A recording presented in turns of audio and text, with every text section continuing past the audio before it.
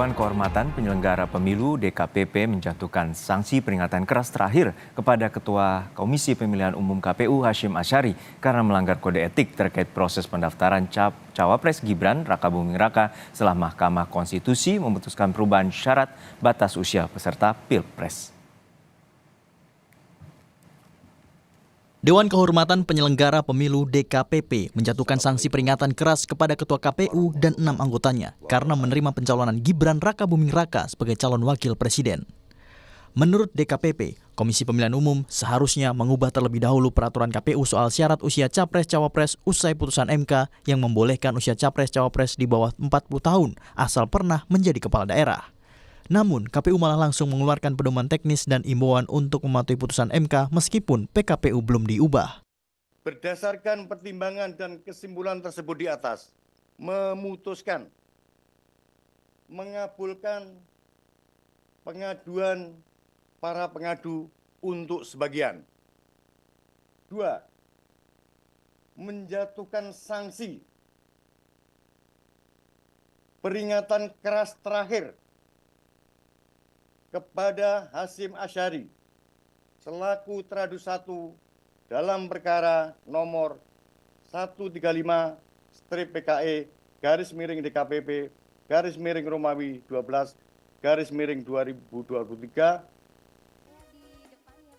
Menanggapi putusan Dewan Kehormatan Penyelenggara Pemilu atau DKPP yang menyatakan dirinya melanggar etik terkait pelolosan Gibran Rakabuming Raka sebagai cawapres, Hasyim bilang bahwa tugasnya hanya memberikan penjelasan dari apa yang dinyatakan oleh DKPP. Hasyim menyebut dirinya tidak menanggapi lebih jauh karena yakin semua telah disampaikan di persidangan. Maka saya mengikuti proses-proses persidangan di DKPP.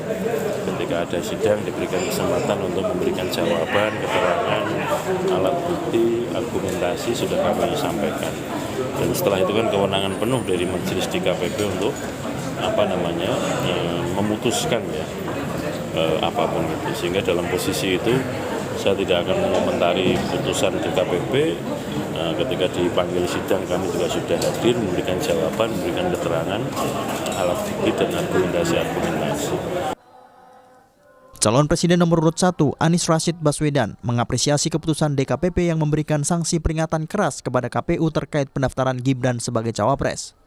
Menurut Anies, DKPP telah berani mengungkapkan kebenaran dan fakta sesungguhnya terkait pelanggaran kode etik yang dilakukan oleh KPU RI. Pengungkapan ini merupakan alarm bagi semua pihak untuk mewaspadai potensi pelanggaran dan kecurangan di pemilu. Sebagai pengingat, ini adalah alarm. 9 hari lagi pemilu. Jangan sampai nanti di hari pemilu dan sesudah hari pemilu muncul masalah-masalah seperti ini lagi. Karena tidak ada yang bisa disembunyikan lagi. Yang tadi saya sampaikan, becik ke titik, olo ke toro. Jadi ini peringatan bagi semua, jangan sampai ada pelanggaran.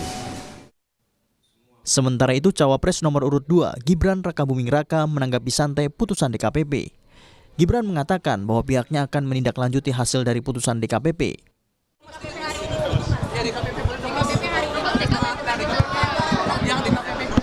Ya, nanti kami tindak lanjuti.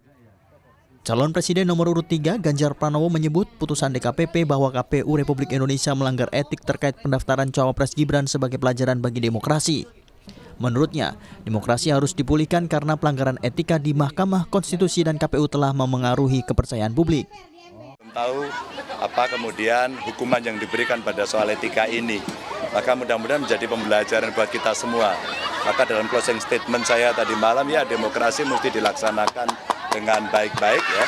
Tidak boleh ada yang mengangkangi demokrasi, prosesnya berjalan dengan baik. Dan lihatlah, kalau MK-nya juga kena problem etika, terus kemudian KPU-nya kena etika, apa yang kemudian bisa kita banggakan pada rakyat dari proses pemilu ini?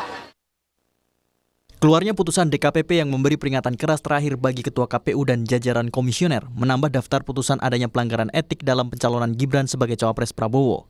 Sebelumnya, Majelis Kehormatan Mahkamah Konstitusi juga memberikan sanksi berat kepada Anwar Usman berupa pemberhentian dari jabatannya sebagai Ketua MK karena terbukti melanggar prinsip ketakberpihakan, integritas, kecakapan dan kesetaraan, independensi, serta kepantasan dan kesopanan dalam memutus perkara batas usia minimal pencalonan Capres-Cawapres.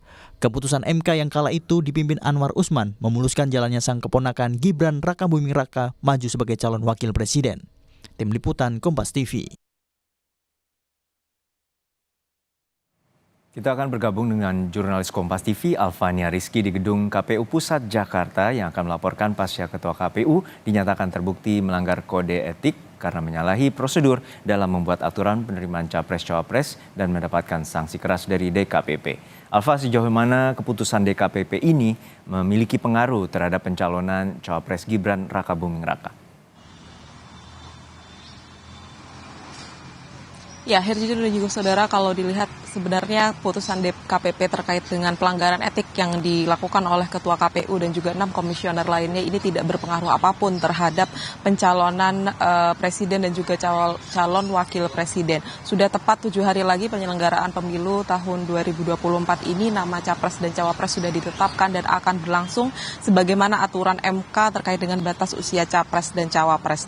Minim sekali memang tanggapan dari komisioner KPU terkait dengan putusan DKPP ini. Kemarin Hasyim Asyari menyebutkan ia meyakini bahwa KPU dan dirinya dan jajarannya sudah menjalankan tugasnya untuk menjalankan putusan konstitusi terkait dengan batas usia Capres dan Cawapres. Bahkan Komisioner KPU Idam Holik sudah menyatakan bahwa beberapa dari putusan DKPP ini sebenarnya paradoksial karena dari putusan Bawaslu terkait dengan penerimaan pendaftaran Capres dan Cawapres, KPU ini sudah menjalankan sesuai dengan konstitusi dan terkait dengan pencalonan Gibran Rakabuming Raka ini sudah dijalankan sesuai dengan putusan MK. Tetapi kemudian yang menjadi masalah adalah putusan teknis tersebut dikeluarkan sebelum PKPU tahun 2022 diperbaiki atau direvisi. Sehingga ini yang menjadi materi aduan dari pengadu yang mengadukan Ketua KPU dan juga 6 komisioner lainnya.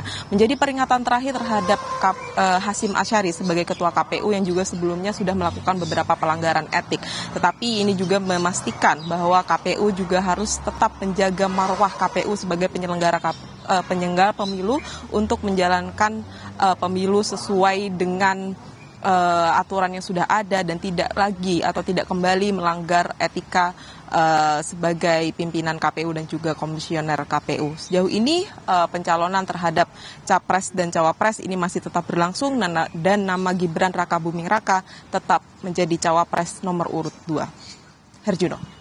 Baik, terima kasih atas laporan lengkap Anda, jurnalis Kompas TV Alfania Rizky dari gedung KPU Pusat Jakarta.